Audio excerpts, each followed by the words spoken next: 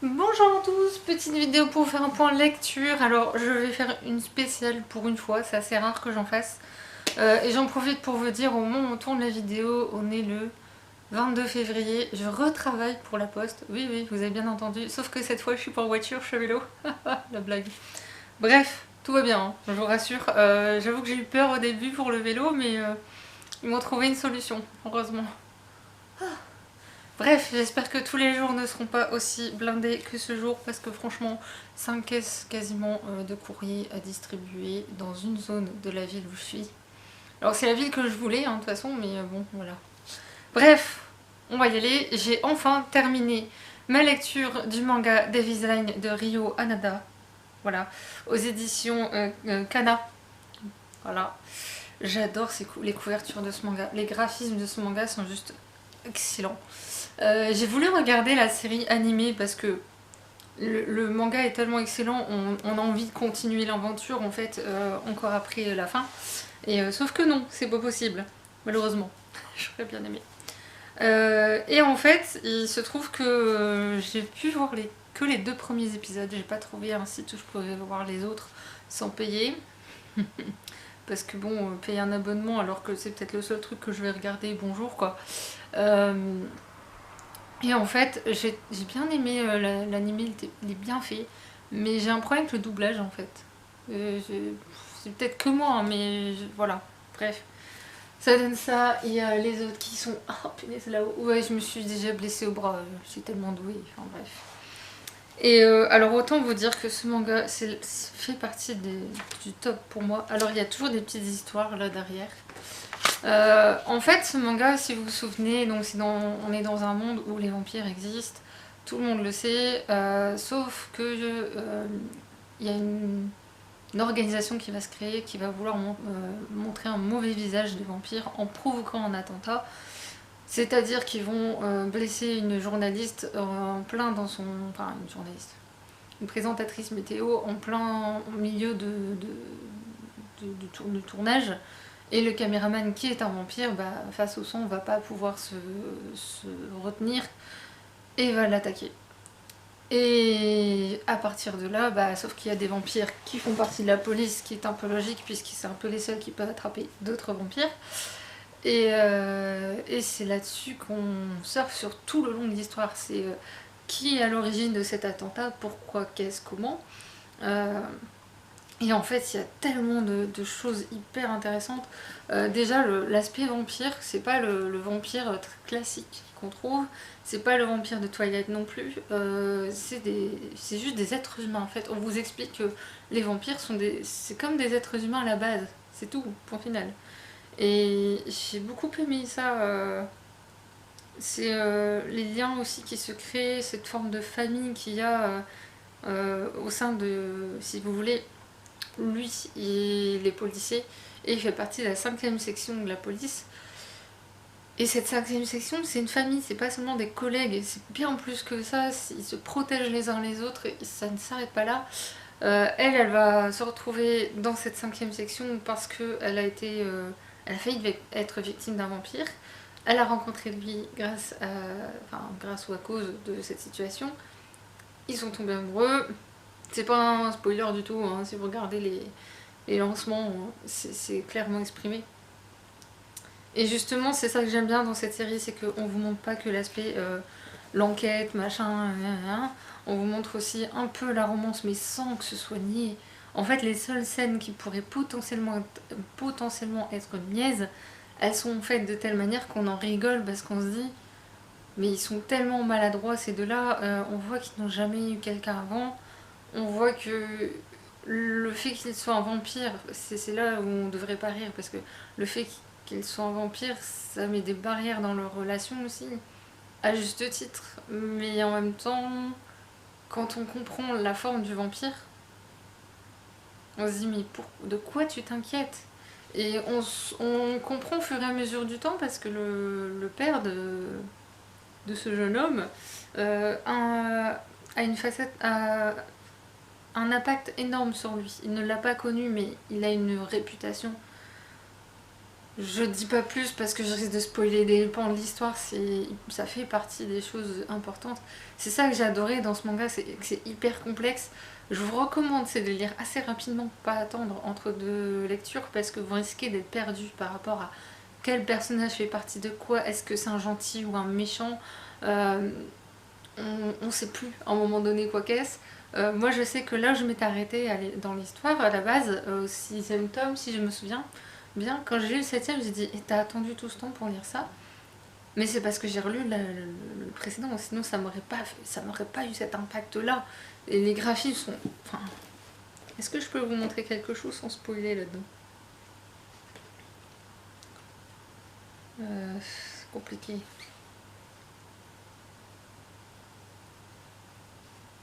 Ouais, ça je peux encore le montrer à peu près, ouais. Ça c'est bien. Il y a eu un tome qui était hyper touchant aussi où on voit le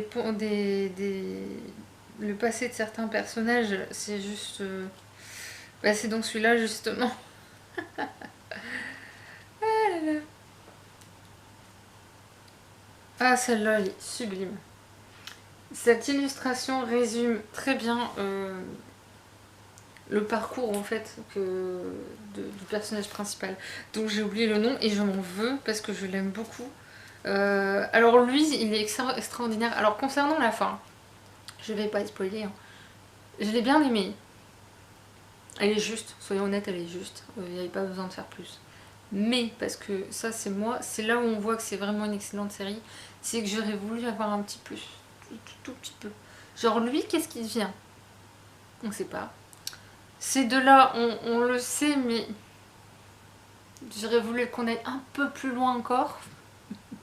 C'était pas nécessaire, soyons honnêtes, puisque l'intrigue de base, elle était terminée. Mais il y a d'ailleurs un truc justement sur la fin qui était pas si mal. Je peux pas en parler parce que c'est en vous en parlant que je me rends compte de ça. C'est un tout petit truc, une petite phrase qui est vite. Et je me dis, ah, c'est pas mal. C'est pas mal du tout. Ça pourrait être intéressant d'explorer ce pont-là. Ça se passerait plus dans le même pays. C'est ça le problème. Je pense du coup qu'on n'aura jamais cet aspect-là, mais ça pourrait être intéressant.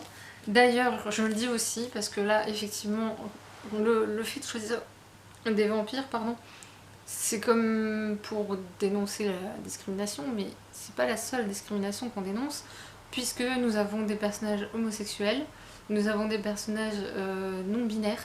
Oui, il y a un personnage non-binaire dedans.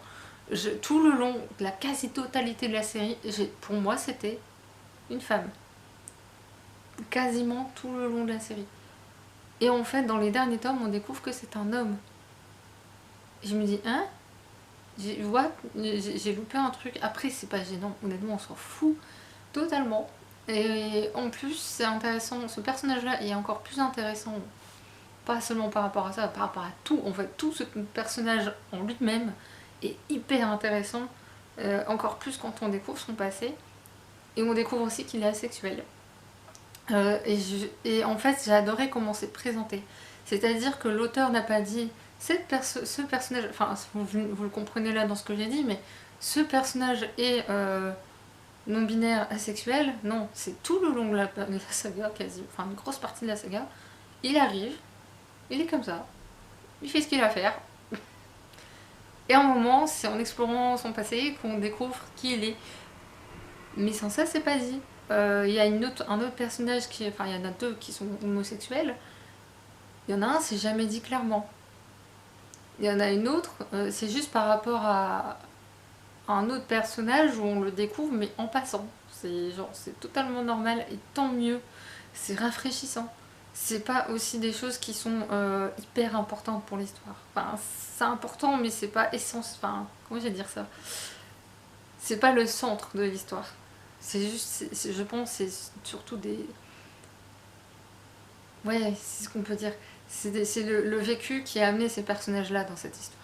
Voilà, on va dire ça comme ça, sans spoiler rien du tout. Et il y en a un autre par contre, alors là, lui pour le coup, j'ai eu du mal avec ce personnage, et encore à la fin j'ai eu du mal, mais alors est-ce qu'il se découvre homosexuel ou pas? That is the question.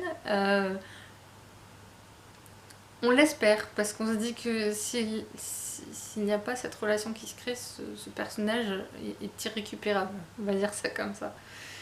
Et en fait, c'est ça qui est énorme, c'est que même les personnages secondaires, ils avaient fait... Le mangaka avait fait un truc extraordinaire. Bah oui, mais là, voilà. Le truc, c'est que je peux pas vous les montrer, sinon... Sur les couvertures détachables, il me semble qu'il avait fait... Voilà. Voilà, sur une couverture détachable, il a fait voilà, des dessins de groupe, un peu pour montrer tous les personnages. Et enfin, c'est qu'il y a des personnages qui sont partis hyper tôt et je m'en souvenais pas. C'est juste incroyable ce manga. Je remercie infiniment ma meilleure amie de me l'avoir fait découvrir il y a longtemps. Et j'espère qu'elle m'en fera découvrir d'autres. Alors elle m'a parlé d'un... Comment on appelle ça? D'un webtoon sur une application qui s'appelle Verytoon. C'est des... je viens de le dire, c'était des webtoons. Elle m'a parlé d'une série qui pourrait potentiellement me plaire, qui serait dans cette veine-là. Le truc, c'est que les webtoons, il y a tellement peu de texte.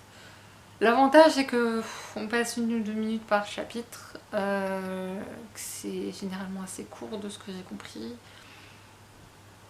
À voir. En plus, j'ai un code promotionnel pour pouvoir voir des chapitres en plus, parce qu'il faut payer normalement en fait. Moi j'ai un code promotionnel parce que j'ai regardé un concert de K-pop, mais je verrai, à l'occasion peut-être. Il y a tellement de choses à faire, à lire. En plus, je vais être blindée de service presse. Là, je suis en train d'en lire un, je vais en recevoir 2, 3. Et je retravaille pour la poste. Et je sais pas jusque quand, parce que ce qu'ils ont dit, ça pourrait être assez long. J'espère. J'espère. Bref, sur ce, je vais arrêter de vous embêter et je vais vous laisser là. Je vais vous souhaiter une bonne soirée, un bon week-end et n'hésitez pas à me partager vos lectures, à me dire si j'ai réussi à vous faire craquer. Ça me fait toujours plaisir de savoir quand je pousse des gens à la faute d'achat livresque. Et je vous dis à la prochaine. Salut!